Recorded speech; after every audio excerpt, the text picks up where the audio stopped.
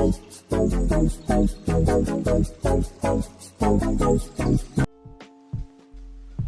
sebenarnya UNER itu udah ada dari tahun 1851. Tapi namanya bukan UNER, namanya Dr. Jawa School yang ada di Batavia. Lalu UNER terus mengalami perkembangan sampai tahun 1913 UNER ini bisa pindah ke Surabaya. Nah, pada tahun 1954, tepatnya tanggal 10 November, UNAIR resmi didirikan. Dan UNER itu berdiri dengan 5 fakultas pertama. Nah, fun fact-nya nih, pada tanggal 10 November itu, UNER itu didirikan bertepatan dengan Hari Pahlawan yang ke-9 loh. UNER itu juga ada di daftar ranking QS World University di nomor 651 sampai 700 yang mengalami peningkatan dari tahun-tahun sebelumnya. Kalau di Asia University Ranking itu mendapat nomor 171. UNER kan dikenal sebagai top 10 universitas di Indonesia. Tapi nggak sampai situ aja, UNER juga mau berpartner dengan kampus-kampus lain di luar negeri seperti di Amerika, Eropa, dan di Asia. Di Asia itu contohnya tuh Jepang dan Malaysia. Aku itu masuk UNER tahun 2018, jadi aku angkatan 18. Nah, pas masuk UNER ini aku milih jurusan fisika.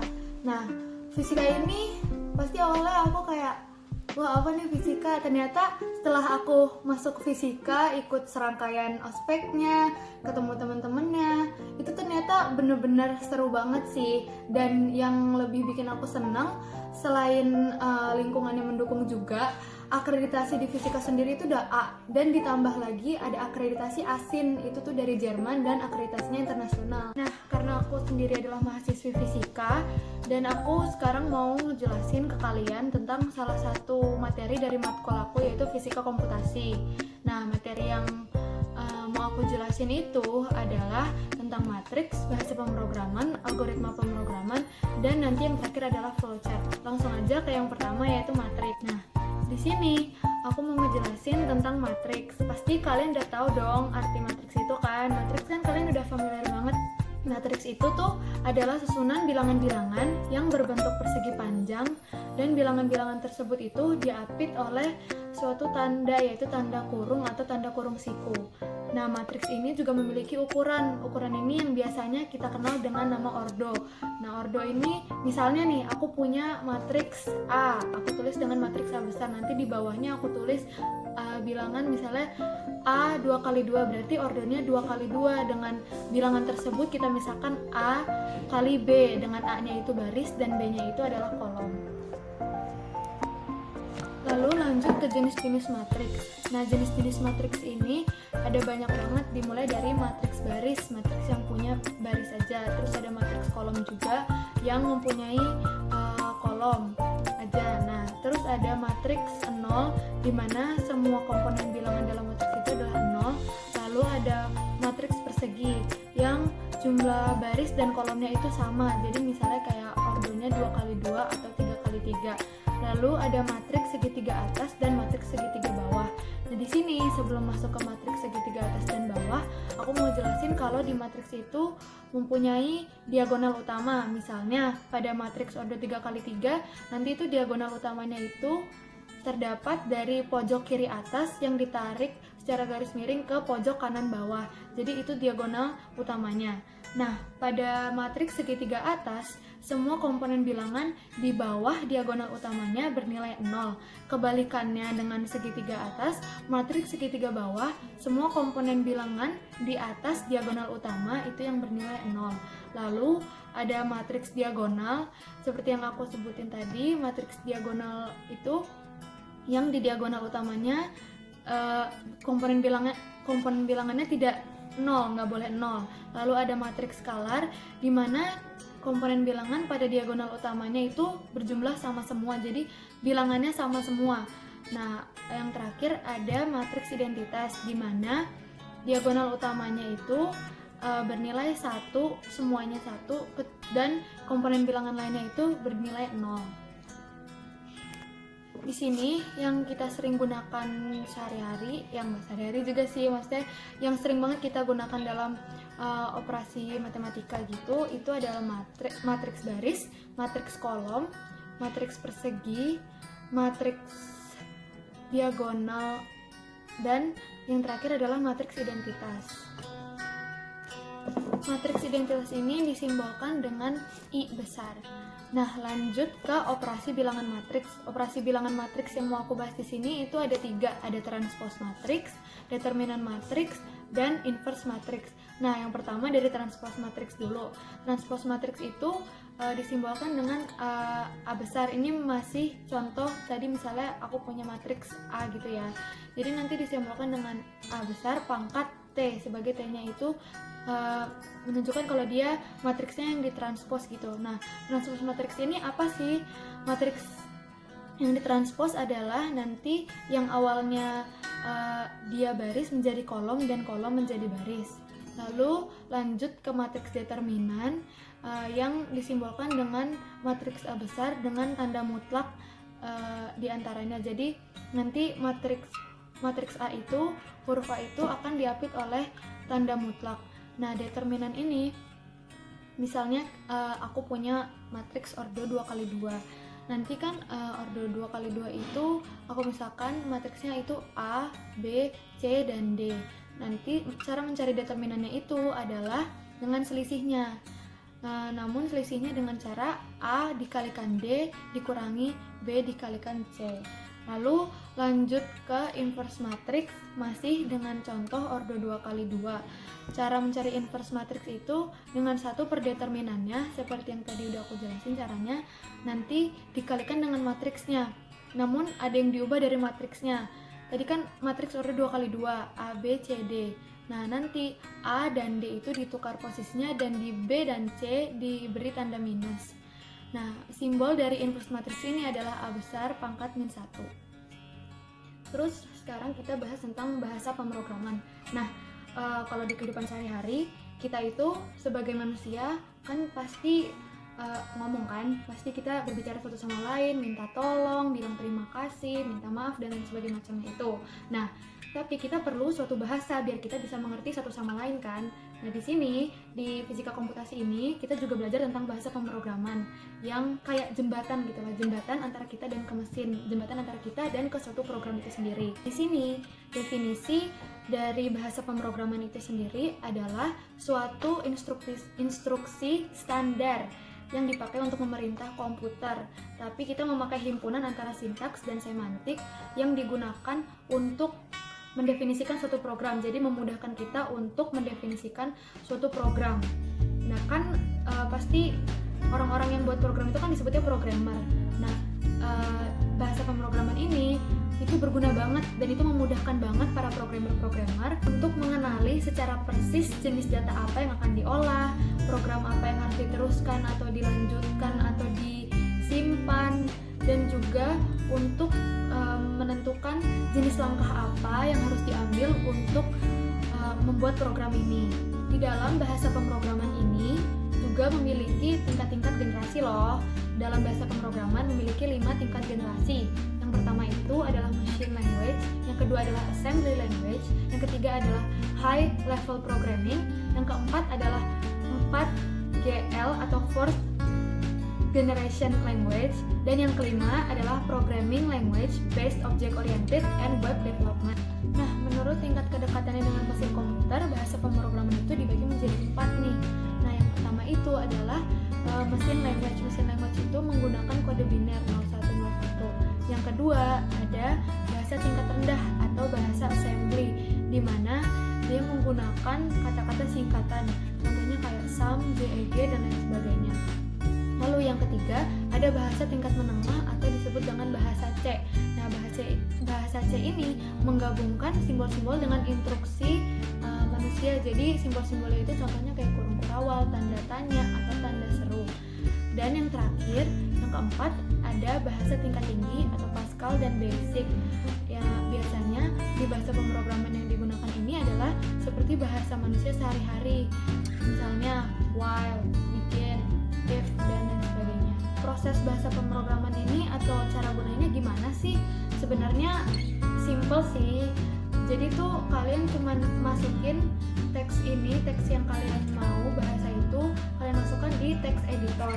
Lalu dari text editor tersebut akan dibaca dan akan dirubah menjadi bahasa mesin. Jadi dari source code menjadi machine language. Nah, biasanya kalau kalian yang udah tahu, udah familiar gitu, biasanya itu bisa pakai GNU Octave kalau di laptop atau komputer. Kalau di HP, aku biasanya pakai Madonna. Jadi di sini pada intinya, jika mau membuat suatu program, maka source code yang sudah kita tulis di text editor tersebut akan dirubah menjadi machine language. Di sini ada dua proses, yaitu proses kompilasi dan juga interpretasi. Masing-masing proses ini tuh berbeda. Yang pertama adalah proses kompilasi. Pada proses ini ada suatu program yang ditugaskan untuk membaca bahasa pemrograman yang sudah kita tulis secara keseluruhan. Jika tidak terjadi atau tidak terdapat suatu kesalahan, maka program tersebut dapat dijalankan. Biasanya program yang melakukan tugas ini disebut compiler. Lalu yang kedua ada proses interpretasi. Pada proses ini bahasa pemrograman yang sudah kita tulis akan dicek satu persatu, baris per baris, dan dieksekusi baris per baris. Jika pada baris tersebut ditemukan adanya suatu kesalahan, maka program tersebut tidak akan dijalankan. Program yang menjalankan tugas ini disebut interpreter. Sama seperti halnya manusia, jika ada suatu konferensi, maka didatangkan suatu interpreter atau penerjemah untuk menyambungkan bahasa kita. Tapi di sini itu akan dirubah menjadi source code menjadi machine language. Dan sebenarnya ada yang ketiga, yaitu kompilasi dan interpretasi. Jadi sekaligus dia menjalankan tugas kompilasi dan juga tugas interpretasi. Jadi di sini bisa disimpulkan nih, fungsi dari bahasa pemrograman adalah cara kita untuk memerintah komputer untuk mengolah data sesuai dengan alur berpikir kita. Di sini fungsi lain dari bahasa pemrograman itu kan pastinya membuat suatu program atau aplikasi. Jadi hasil atau outputnya dari bahasa pemrograman yang kita masukkan adalah suatu program atau aplikasi. Misalnya program itu bisa kita terapkan misal pada mall. Lalu aplikasi biasanya kita membuat aplikasi game atau aplikasi-aplikasi lain. Di sini aku mau kasih contoh-contoh bahasa pemrograman yang pastinya kita tahu, yang familiar banget sama kita. Jadi bahasa yang umum digunakan itu adalah HMTL atau CSS, itu yang biasanya di website-website, pasti kalian tahu kan. Terus ada juga JavaScript, ada juga PHP, dan lain-lainnya, masih banyak banget. Lanjut ke algoritma pemrograman. Di sini kita akan meninjau dari algoritma itu apa dan program itu apa. Di sini algoritma itu sendiri adalah suatu urutan atau langkah-langkah yang dibuat untuk menyelesaikan suatu masalah atau perhitungan yang disusun secara logis.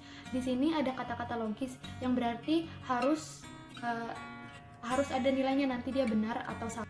Algoritma ini dikerjakan step by step dengan adanya 3 pertimbangan, yaitu baik, benar, dan efisien. Efisien secara waktu dan efisien juga secara memori. Di sini algoritma walaupun identik banget tentang matematika atau bahasa komputer, tapi algoritma jika ada dalam kehidupan nyata itu contohnya seperti misal kita mau bikin kue. Nah, yang harus dipersiapkan apa, langkah-langkah yang harus kita ikuti itu apa, dan semuanya disusun secara urut. Terus kita lanjut ke program. Program ini tuh apa sih? Program itu kan isinya kumpulan pernyataan komputer. Bisa juga dibilang kalau program itu tuh dia itu implementasi dari suatu bahasa pemrograman yang udah tadi aku bahas. Nah, di sini bedanya itu kalau program itu adalah suatu kumpulan pernyataan dari komputer. Nah, algoritma ini adalah metode atau tahapan secara sistematis yang ada di dalam program tersebut. Jadi, suatu program itu memiliki algoritma dan ditambah juga dengan suatu data.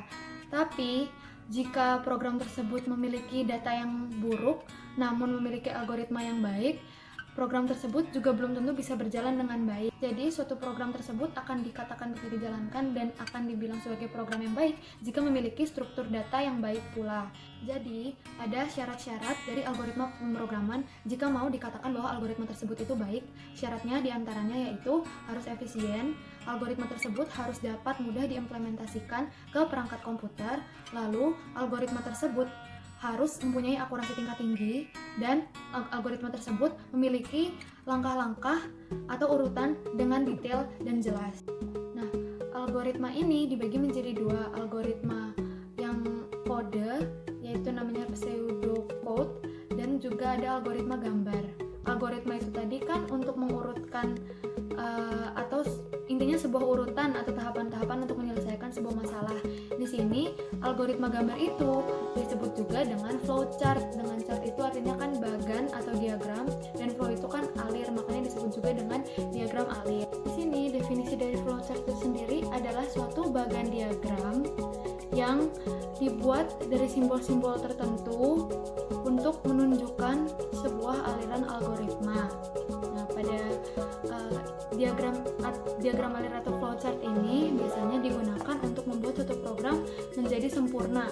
Biasanya kalau misalnya ospek-ospek gitu kan disuruh bikin mind mapping atau light mapping. Nah, mirip seperti itu, hanya simbol-simbol yang digunakan dalam pembuatan diagram alir atau flowchart ini memiliki artinya masing-masing. Jadi untuk opening dari bagan tersebut dan closing dari bagan tersebut juga memiliki artinya masing-masing dan proses yang berbeda. Lalu selanjutnya ada jenis-jenis flowchart. Ada 4 jenis flowchart, yaitu flowchart dokumen, flowchart data, flowchart sistem, dan juga flowchart program. Sebenarnya fungsi mereka itu adalah untuk menunjukkan sebuah kontrol dari sebuah sistem aliran secara dokumen, secara data, secara fisik, dan juga secara program. Pada flowchart program ini bertugas untuk menyampaikan secara rinci langkah-langkah yang ada pada program tersebut. Nah, seperti yang udah aku bilang tadi pas awal-awal, kan kalau di flowchart itu tiap simbol grafisnya memiliki suatu makna tersendiri. Nah, di sini ada beberapa simbol grafis, yaitu misalnya persegi panjang itu menunjukkan proses atau langkah. Bentuk wajik menunjukkan adanya pengumpulan keputusan. Bentuk zigzag ganjang adanya masukan atau keluaran data. Bentuk oval secara horizontal itu adanya terminasi atau proses awal dan akhir dari bagan. Lalu ada tanda panah sebagai diagram alir, dan yang terakhir ada persegi sebagai pengontrol jika dalam kondisi tersebut ada suatu inspeksi.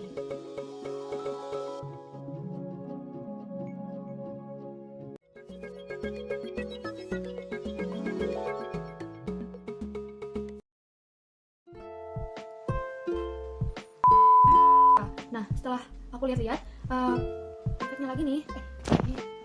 Kalau di Asia University, nah, apa dia? Nah, Enggak, gue kayak dulu tadi. Snapchat, Instagram. Oke. Coba ada red doors dong. Apa-apa. Jadi teman aku itu selebgram di endorse sama Red Doors sama Cloud. Oh iya. Udah, ayo cepet. Ini tuh numpang di kamarnya Reza guys. Jadi thanks to Reza Destiani dan Ayuni Wahyudaya Pangestu. Karena orangnya nggak mau masuk video. Ya, penutupnya gimana ya? Oke, jadi sampai situ aja. See you Oke, in- segitu aja. Jangan lupa like, comment, dan subscribe. Dah.